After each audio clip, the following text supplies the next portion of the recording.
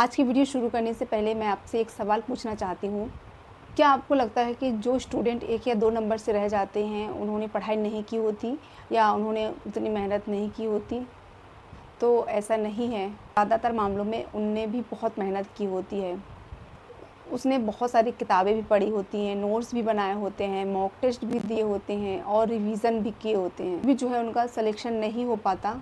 तो ऐसा क्यों होता है? तो एक चीज़ याद रखिएगा, क्योंकि कॉम्पिटिटिव एग्ज़ाम सिर्फ नॉलेज नहीं है, आपकी छोटी-छोटी आदतें भी नंबर तय करती हैं। आज मैं आपको ऐसी 15 गलतियाँ बताने वाली हूँ, जो देखने में तो बहुत छोटी लगेंगी, लेकिन आपकी यही गलतियाँ आपकी साल भर की मेहनत पर भारी पड़ जाती हैं। तो इस वीडियो को एंड तक ज़रूर देखिएगा। तो हेलो गाइस, मेरा नाम है मंजू और मैं एक गवर्नमेंट टीचर हूँ। तो आज मैं आपको 15 ऐसी गलतियाँ बताने वाली हूँ जो बहुत सारे स्टूडेंट करते हैं।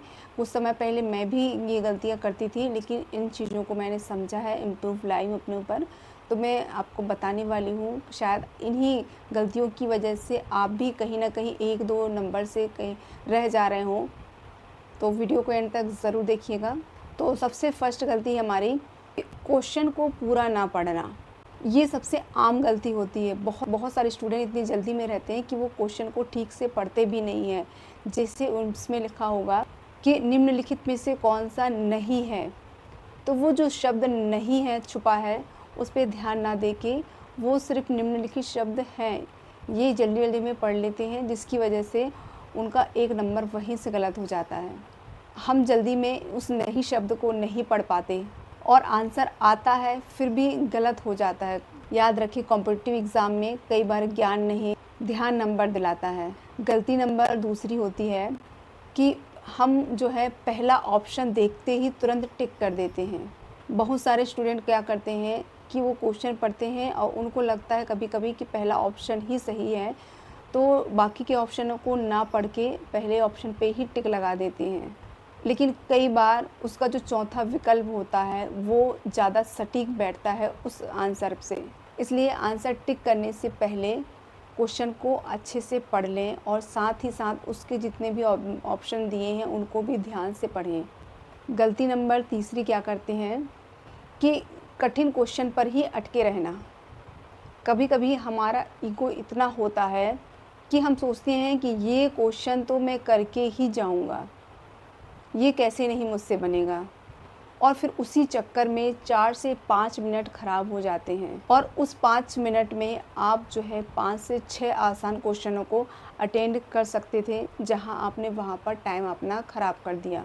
याद रखिए, सिलेक्शन हर क्वेश्चन करने से नहीं बल्कि सही क्वेश्चन चुनने से होता है। तो आपको पता होना चाहिए कौन सा क्वेश्चन हमें जल्दी अटेंड करना है और कौन सा क्वेश्चन हम बाद में देखें। तो ये आपको जो है टाइम मैनेजमेंट बहुत अच्छे से आना चाहिए। गलती नंबर चौथी क्या करते हैं हम कि सही आंसर को ही बदल देना।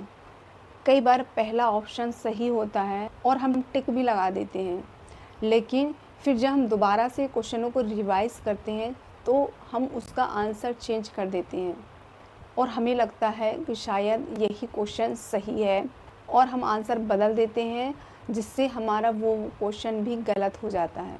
अगर बदलने का आपके पास ठोस कारण नहीं है कोई, तो सिर्फ डाउट की वजह से उस क्वेश्चन के आंसर को मत बदलिए। गलती नंबर 5वीं क्या करते हैं कि मॉक टेस्ट तो दे लेते हैं लेकिन उसका एनालाइज नहीं करते। बहुत सारे स्टूडेंट क्या करते हैं कि मॉक टेस्ट में उनके अच्छे नंबर आते हैं तो वो स्कोर देखकर ही खुश हो जाते हैं और सोचते हैं कि हम एग्ज़ाम में बहुत अच्छा कर लेंगे और जैसे मॉक टेस्ट में आंसर आ रहे हैं और नंबर आ रहे हैं, ऐसे ही मेरे एग्ज़ाम में भी आएंगे। लेकिन असली सीख मार्क्स में नहीं, आपकी उन गलतियों में छिपी हुई है। आपको क्या करना है, हर मॉक टेस्ट के बाद खुद से कुछ सवाल पूछने हैं कि मुझसे कहाँ गलती हुई, क्यों गलत हुआ, अगली बार इसे मैं कैसे ठीक करूँगा। तो अपनी गलतियों पर एनालाइज़ ज़रूर करें और यही चीज़ें आपको एग्ज़ाम में हेल्प करेंगी। और हमारी गलती नंबर 6वीं है कि मिस्टेक कॉपी ना बनाना।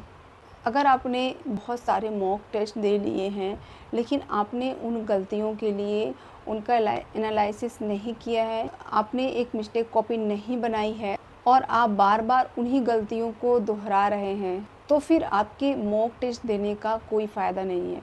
आपको एक छोटी सी कॉपी बनाना है, उसमें सिर्फ अपनी गलतियाँ लिखें और जब भी आपका एग्ज़ाम हो उससे पहले वही कॉपी दोहराएं और यही आपकी सबसे कीमती नोटबुक बन जाएगी।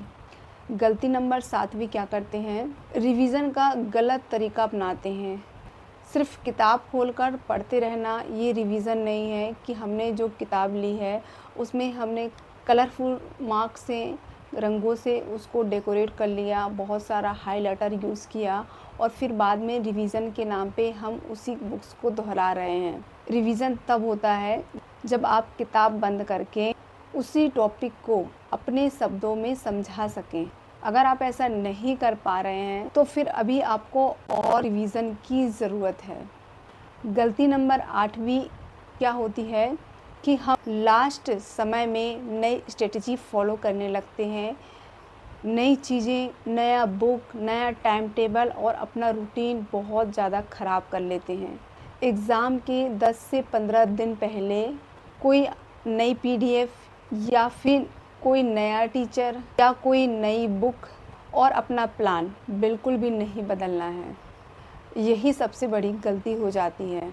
लास्ट वीक सीखने का नहीं बल्कि याद की हुई चीज़ों को मजबूत करने का समय होता है।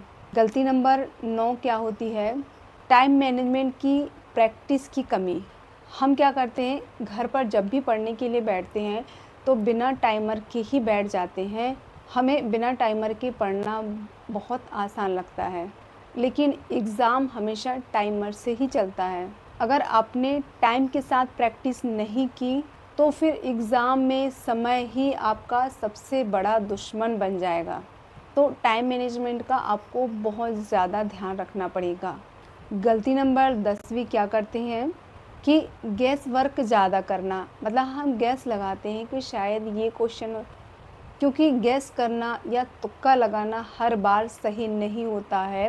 नेगेटिव मार्किंग में ये बहुत नुकसानदायक हो सकता है और आपको ऐसे टाइम में जब भी नेगेटिव मार्किंग हो तो हर क्वेश्चन अटेंड करना ज़रूरी नहीं है। आपकी समझदारी इसी में है कि आप सही क्वेश्चन ही अटेंड करें और अगर आपका जो है नेगेटिव मार्किंग नहीं है तो आप जितने चाहे क्वेश्चन अटेंड कर सकती हैं, बस आपको अपने टाइम मैनेजमेंट का ध्यान रखना होगा। गलती नंबर 11वीं क्या होती है कि हम दूसरों को देखकर घबराने लगते हैं। कई बार हम अपने बगल में बैठे लोगों को देखते हैं कि उन्होंने तो बहुत सारा कर लिया और इधर उधर देखते हैं कि कौन कितने मन से कर रहा है, थोड़ा बहुत तो नज़र चली ही जाती है और इस वजह से अंदर से घबराहट होती है, जिसकी वजह से हमें लगता है कि ये सामने वाला कितनी तेज़ी के साथ क्वेश्चनों को अटेंड कर रहा है और उसी तेज़ी के साथ मैं भी करूँगी और इस चक्कर में और हम फिर घबरा जाते हैं। याद रखिए, आपका मुकाबला उस स्टूडेंट से नहीं है, आपका मुकाबला है क्वेश्चन पेपर से। तो कभी भी जो भी बगल में बैठे हैं वो किस स्पीड से कर रहे हैं आपको नहीं देखना है बिल्कुल भी। आपको अपने क्वेश्चन पेपर पे ध्यान रखना है, इधर उधर बिल्कुल भी नहीं देखना है, कुछ 1-2 सेकंड के लिए भी नहीं। इससे आपके ऊपर बहुत असर पड़ेगा। गलती नंबर 12वीं क्या करते हैं, नींद से समझौता लास्ट मोमेंट पे। रात भर जागकर पढ़ने से आपके जो है घंटे बढ़ सकते हैं। आपने शुरू में उतनी प्रॉपर स्टडी नहीं की होती, लेकिन लास्ट मौके पे आप सोचते हो कि मैं अपनी टाइमिंग एकाएक बढ़ा दूंगा या बढ़ा दूंगी तो मेरा सिलेबस या मेरा जो एग्ज़ाम है वो अच्छा जाएगा। इस चक्कर में तो रात भर जगकर पढ़ने से आपके घंटे बढ़ सकते हैं, लेकिन दिमाग को उतनी क्षमता नहीं होती। तो आपको क्या करना है, एग्ज़ाम वाले दिन बिल्कुल भी फ्रेश माइंड से जाना है। और गलती नंबर 13 है हमारी कि हमें हर क्वेश्चन अटेंड करने की ज़िद लगी रहती है। हर क्वेश्चन अटेंड करना ज़रूरी नहीं है।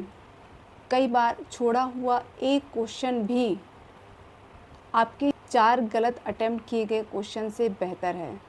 तो बिल्कुल भी ऐसा ना सोचें जब नेगेटिव मार्किंग है कि मुझे सारे क्वेश्चन अटेंड करने हैं, या फिर ये भी नहीं होना चाहिए कि एक ही क्वेश्चन पे आप बहुत सारा टाइम बर्बाद करते रहो, बाकी क्वेश्चनों को देखो ही ना।